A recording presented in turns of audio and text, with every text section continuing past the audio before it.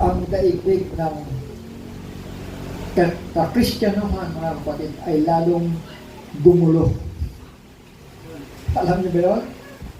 Lalong gumulo. Si Diocletian at saka yung sumunod sa kanya, kumitil lang ng buhay yan eh. Pero wala silang kinalaman sa spiritual matters. Wala silang alam. Hindi nila pinakailaman yun. Ang nakailang niyan, walang iba, si Constantine. Kaya pinakamalala, pinaka-prominenteng tao itong si Constantine kumpara kay Diocletian. Pero kung 7 Church Ages ang pag-uusapan, may ginampanan si Diocletian sa 10 days Great Tribulation period.